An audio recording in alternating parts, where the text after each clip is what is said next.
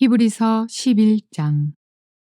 믿음으로 노아는 아직 보이지 않는 일에 경고하심을 받아 경외함으로 방주를 준비하여 그 집을 구원하였으니 이로 말미암아 세상을 정죄하고 믿음을 따르는 의의 상속자가 되었느니라.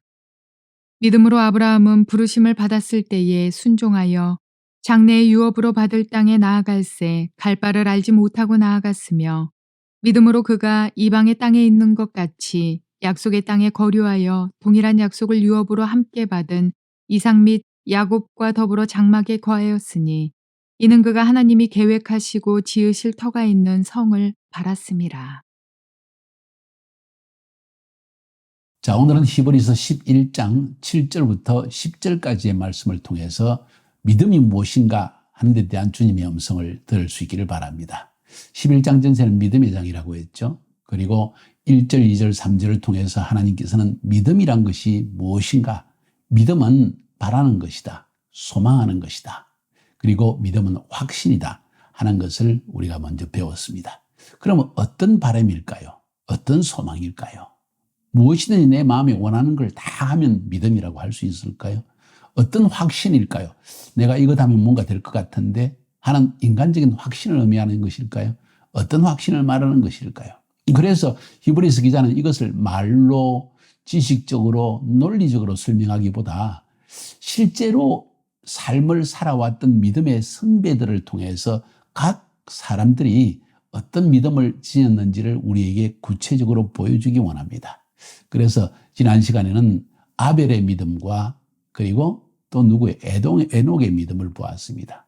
아벨의 믿음, 에녹의 믿음. 이것을 통해서 정말 구속에 대한 참된 믿음을 가지는 것이 얼마나 중요하며 또 하나님과 동행하는 삶을 가진 자의 믿음이 무엇인가를 배웠습니다. 오늘은 노아와 아브라함을 통해서 믿음을 배워봅시다. 그래서 저는 제목을 노아와 아브라함의 믿음을 배웁시다.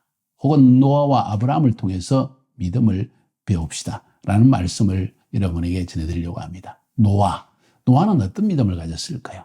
정말 성경 안에 엄청난 믿음의 사람들이 있다는 걸 보고 놀라지 않을 수가 없습니다. 그런데 구체적인 인물을 보면은 그 각 인물들은 하나님 앞에 하나님이 기뻐하실 만한 믿음의 특징을 지니고 있다는 걸 알 수가 있습니다. 오늘 볼까요? 7절에서 믿음으로 노아는 아직 보이지 않는 일에 경고하심을 받아 경외함으로 방주를 준비하여 그 집을 구원하였으니 이로 말미암아 세상을 정죄하고 믿음을 따르는 의의 상속자가 되었느니라. 의의 상속자가 되었다. 앞에서 우리가 보았던 의로운 자라 인정함을 받았다 하는 말과 비슷한 내용이죠. 자, 그럼 오늘 여기서 노아에게 있는 믿음이 무언가를 우리가 한번 배우고자 하면 오늘 이 한 절밖에 없는 이 노아에 대한 언급을 통해서 노아의 믿음을 한번 끄집어내 볼 필요가 있습니다. 노아에게 있는 믿음은 저는 이렇게 말하고 싶어요. 하나님을 경외하는 믿음이다. 이것은 우리가 소위 말하는 fear of the Lord, 여호와를 경외함이라는 단어가 굉장히 중요합니다. 여호와를 경외한다는 것이 무엇일까요? 두려워 떤다는 말일까요? 아니요. 전능하신 하나님 앞에 선 죄 많은 인간이 그 하나님의 뜻을 따라 살려고 하는 그 삶의 태도, 그것을 바로 여호와를 경외하는 삶의 태도라는 것입니다. 하나님이 보고 계시고 하나님이 세상을 통치하시고 하나님이 각 사람에게 그의 길을 보여주시고 한다는 사실을 인식하고 있습니다. 그래서 그 하나님 앞에 살아가는 한 발걸음 발걸음의 삶은 신중할 수밖에 없습니다. 노아는 이런 하나님을 경외하는 삶을 살았던 거예요. 실제적으로 하나님을 진정으로 경외하는 사람 같으면 어떤 삶을 살까요? 매일 하나님의 음성에 귀를 기울이겠죠. 매일 그의 말씀이 무엇을 의미하는지 하나님의 뜻을 알기 위해서 말씀을 연구하겠죠. 매일 하나님께 나아가서 기도하겠죠. 기도할 때 내 말만 하는 것이 아니라 주님의 음성을 들으려고 애를 쓰겠죠. 쉽게 이야기해서 매일 매 순간 그분 앞에서 살아가기 위해서 그분의 음성을 들으려고 하고 그분의 말씀이 뭘 의미하는지 알려고 하고 그분이 말씀하시면 순종하려고 애를 쓰는 그 모든 말을 한마디로 얘기해서 하나님 앞에서 경외하는 삶을 가진 삶이다. 그래서 노아에게 있는 가장 중요한 특징적인 믿음을 이야기한다면 그에게 하나님을 경외하는 믿음이 있었다는 거죠. 하나님 앞에서 살아갔다는 것입니다. 이런 마음이 있습니까? 그분을 경외하기 때문에 그분의 뜻에서 어긋나지 않기 위해서 그분의 음성에 귀를 기울이고, 그래서 하나님께 귀를 쫑긋하고 나아가서 기도할 때도 내 필요한 것만 이야기하는 것이 아니라 하나님의 음성을 들으려고 하고, 또 성경을 통해서 하나님께서 이미 말씀하신 그 뜻을 분별하고, 또 나를 향한 뜻을 분별하기 위해서 성경의 말씀을 연구하고, 또 주님이 내 마음속에 계시는 감동, 부르심 혹은 소원, 이런 것들을 내 삶 가운데 그대로 성취하며 살아가기 위해서 내 뜻대로, 내 욕망대로, 내 원함대로, 내 육신이 요구하는 대로 사는 것이 아니라 그 뜻대로 살기 위해서 소위 말해서 발악하며 발버둥 치는 그 태도, 이게 바로 여호와를 경외하는 삶이 아닐까요? 노아는 그런 믿음을 가졌다는 것입니다. 그런 믿음을 가졌기 때문에 하나님의 음성을 들었을 때도 그것이 보이지 않는 일이지만은 아직 보이지 않는 일에 경고하심을 받았다. 그 경고를 믿었다는 것입니다. 어떤 경고입니까? 곧 홍수로 내가 세상을 심판할 것이다. 아니, 하나님 햇빛이 쨍쨍 쬐이는데요. 사람들 아무 일 없는 것처럼 살고 있는데요. 어떻게 세상을 심판하시려고 합니까? 홍수를 줄 것이다. 모든 온 세상이 물에 잠길 것이다. 아니, 지금 홍수 올 것 같지 않은데요. 그러나 하나님을 경외하기 때문에 그분의 말씀에 순종할 수밖에 없고, 그분의 말씀을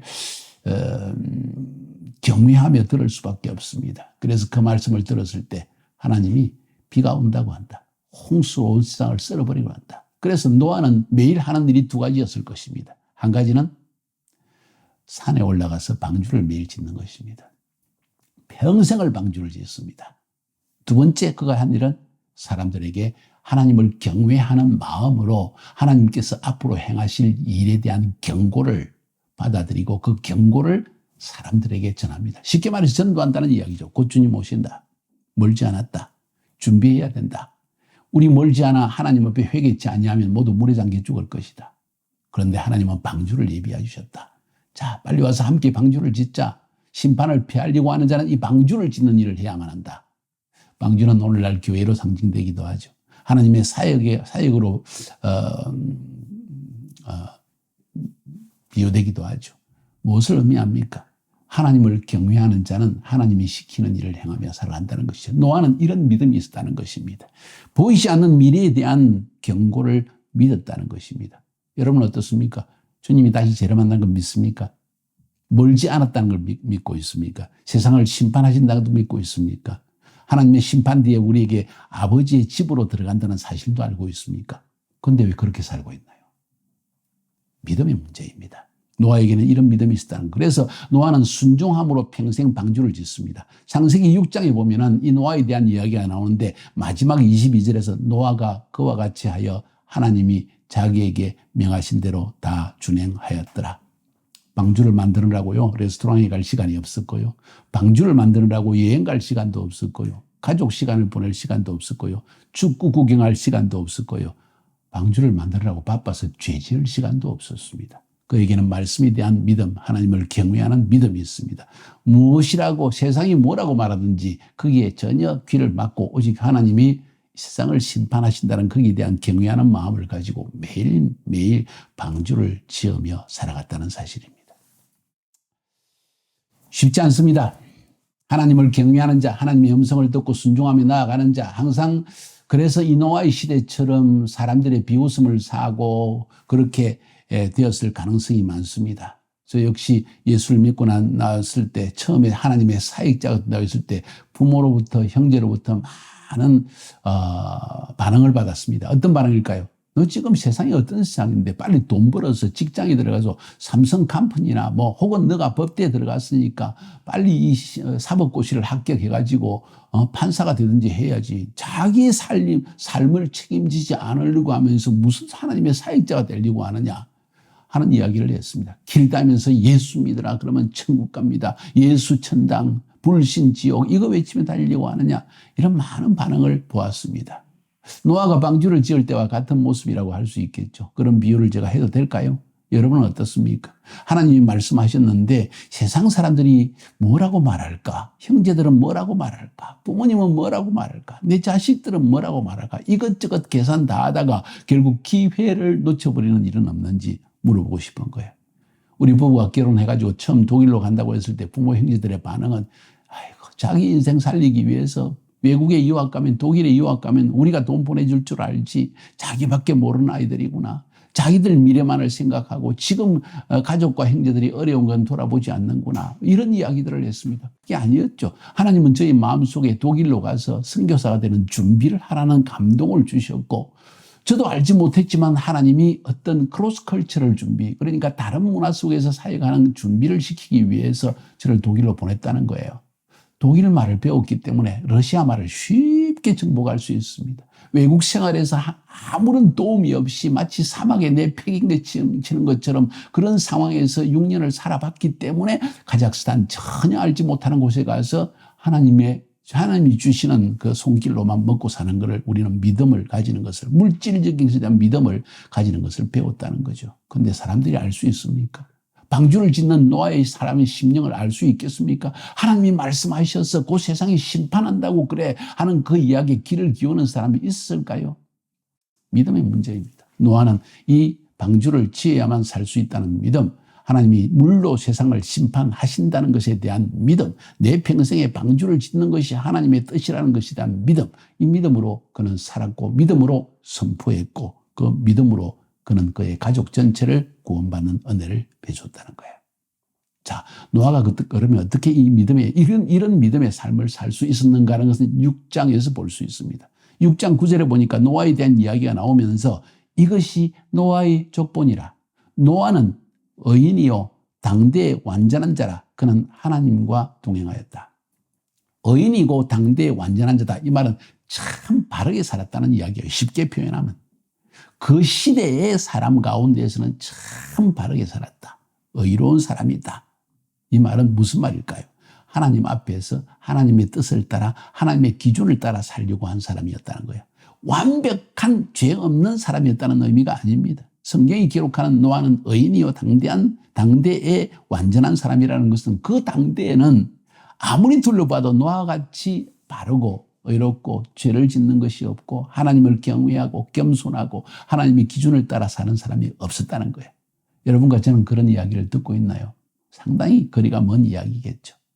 두 번째로 그는 하나님과 동행하였다고 했습니다. 앞에서 노아에 대한 이야기를 할 때 그는 하나님을 경외하였다는 말과 함께 연결해서 볼까요? 어떻게 하나님과 동행했을까요? 그는 하나님을 경외했습니다. 경외하는 마음이 있습니다. 그래서 그분의 말씀에 귀를 기울여서 매일 그분의 음성을 들으려고 하고, 음성을 들으면 즉각적으로 순종하려고 하고, 그분의 뜻을 알기 위해서 매일 말씀을 상고하고, 이게 하나님과 동행하는 삶입니다.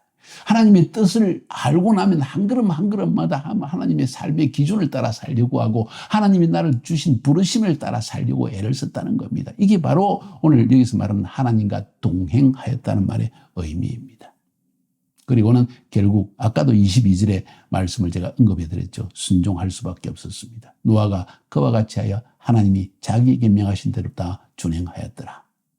여호와를 경외하는 믿음, 그리고 하나님께 순종하는 믿음, 이것이 노아의 믿음이었다는 것입니다. 여러분은 여호와를 경외하는 마음, 경외하는 믿음을 가지고 있습니까? 그리고 하나님께서 미래 행하실 일에 대한 경고를 받아들이는 믿음이 있습니까?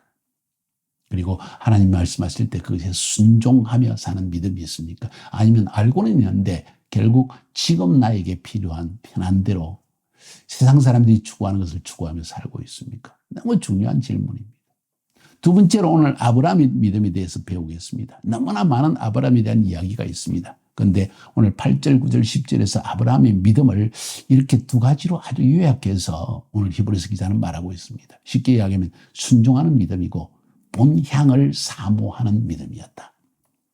믿음으로 아브라함은 부르심을 받았을 때 순종하여 장래 기업으로 받을 땅에 나갈 새 갈 바를 알지 못하고 나갔으며, 아브라함에게는 가장 특징적인 믿음은 순종의 믿음이었습니다. 믿음이 있기 때문에 순종했겠죠. 중요한 것은 하나님을 경외했기 때문에 순종했겠죠. 하나님의 음성을 들었기 때문에 순종했겠죠. 중요한 것은 순종했다는 것입니다. 어디로 갈지 모르지만은, 불확실하지만은, 사람에게 가장 두려운 것은 불확실성입니다. 내일 어떻게 될지, 미래 어떻게 될지를 모르는 이것이 가장 두려운 겁니다.